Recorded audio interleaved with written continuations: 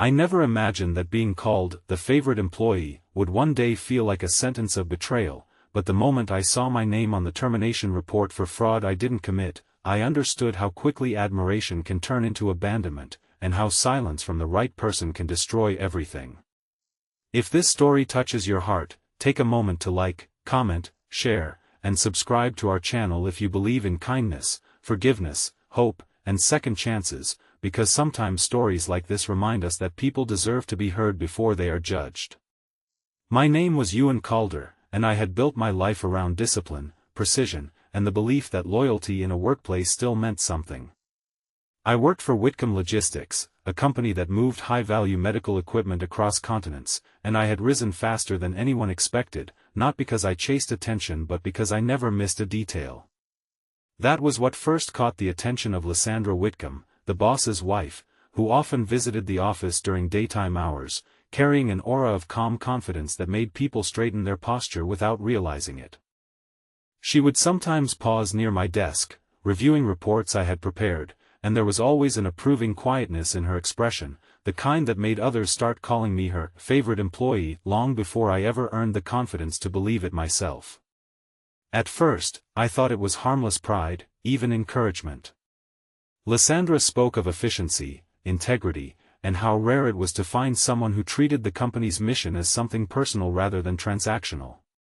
Her approval became something the whole office noticed, and slowly it lifted me into opportunities one never expected, handling sensitive accounts, overseeing shipments that involved strict international regulations, and sitting in meetings I had once only observed from a distance. I told myself I had earned it, but somewhere deep down I also began to feel that I was standing under a spotlight that could easily turn into something else if I ever stumbled. The shift came gradually, like a change in weather no one announces. Lysandra's visits grew less frequent, her tone when she did appear more distant, as if she was measuring something invisible in the air between us. I still worked the same, still delivered everything perfectly, but the atmosphere around me tightened. Then one bright afternoon, under the clear unforgiving light of a summer sky streaming through the office windows, everything collapsed without warning. Security arrived with formal expressions and careful steps, and I was asked to accompany them to a meeting room that suddenly felt colder than it should have in daylight.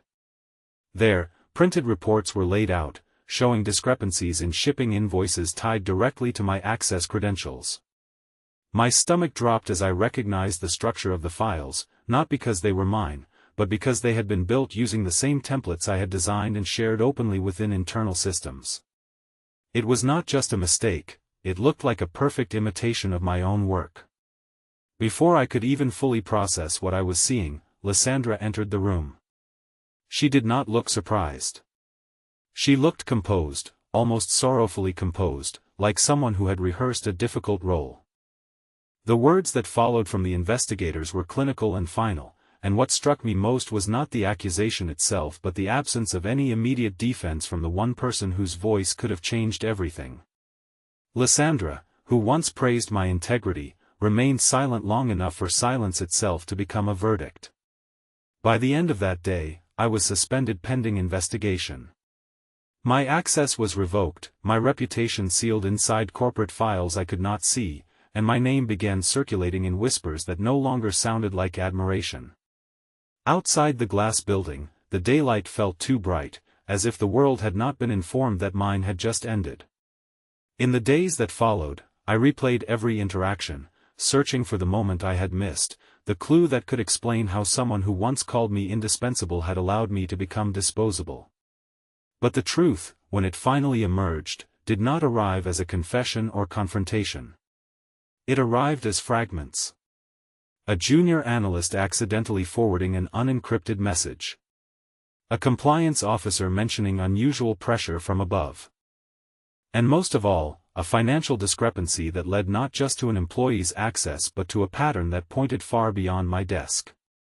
What I discovered, carefully and painfully, was that the fraud was not designed to exploit the company randomly. It was structured to protect someone else, someone higher, someone whose signature appeared only in the margins of oversight. Victor Whitcomb, the company's founder and Lysandra's husband, was under investigation from external regulators for financial irregularities tied to overseas expansion contracts. My system's access had been used as a shield, a convenient point of blame that would redirect scrutiny away from the top. And Lysandra had known. The realization did not arrive with anger first. It arrived with disbelief so heavy it felt like it pressed air out of my lungs. I remembered every moment of her encouragement, every instance where she had singled me out in front of others, every time she had reinforced my place in the company's inner circle. It no longer felt like recognition. It felt like selection. I did not confront her immediately. Instead, I spent days gathering what I could under legal guidance, slowly reconstructing the chain of access logs, timestamps, and authorization trails. Everything pointed toward manipulation at a level I had not been trained to recognize. My name had not just been used, it had been positioned. When I finally met Lysandra again, it was during a daytime compliance review arranged after pressure from external auditors. She entered the room with the same composed elegance, but something in her posture had changed. There was fatigue beneath the surface, a fracture in the calm she had always worn like armor. She avoided looking directly at me at first, focusing instead on the documents spread across the table. The truth did not come as an apology. It came as justification. She explained, without emotion, that the company's collapse would have destroyed hundreds of jobs, that Victor had built something too large to fail, that sacrifices were sometimes necessary to preserve stability. My name, she implied without saying it directly, was the most controllable variable in a situation that had no clean outcomes. What she did not understand, or perhaps refused to understand, was that my life was not a variable. For the first time, I spoke not to defend myself in anger, but to make her see what she had reduced me to. I told her that trust is not something you borrow from people who never agreed to lend it. I told her that being chosen for admiration only to be discarded for convenience does not feel like fate, it feels like calculation. And I told her that whatever stability she believed she was protecting, it was built on something that had already begun to crack. Something in her expression shifted then, not dramatically, but enough to reveal what had been hidden beneath her composure for too long. Guilt, delayed and complicated, surfaced in the way she finally stopped avoiding my eyes. But guilt does not undo actions. It only confirms them. The investigation widened. External auditors traced the manipulation beyond me, and within weeks the narrative changed. My suspension was lifted, quietly and without celebration, while internal restructuring began to unfold around Victor's leadership. The company did not collapse, but it was no longer the untouchable structure it had once been. Accountability, slow and uncomfortable, began to replace silence. I did not return to my old position immediately. I chose distance instead, stepping away from the building that had once defined my identity, walking through its glass doors one last time under a clear daytime sky that felt less oppressive than the one I had left in disgrace.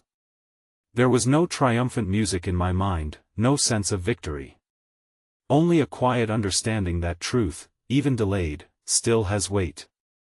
Months later, I received a message requesting my consultation for a new internal ethics framework the company was building. It came indirectly through channels I once worked within, a recognition that the system I had helped design could not be trusted without the perspective of someone who had been broken by it. I agreed, not because I had forgiven everything, but because I understood something important about recovery. It does not always mean returning to what hurt you, but sometimes reshaping what allowed the hurt to happen. I never saw Lysandra in the same way again after that. She did not reappear in my professional life, and I did not seek her out. Whatever lesson she had learned remained private to her, as mine remained with me. But I sometimes thought about how easily admiration can become leverage in the wrong hands, and how dangerous it is when trust is mistaken for ownership. If this story touched your heart, please like this video, leave a meaningful comment, share it with someone who needs hope today, and subscribe to our channel so you never miss another emotional journey. Before you go, take a moment to leave a comment about what you believe matters more in life when trust is broken, forgiveness or accountability. Because in the end, my life did not change because I was betrayed. It changed because I learned that even in daylight, some truths are hard to see until they finally refuse to stay hidden.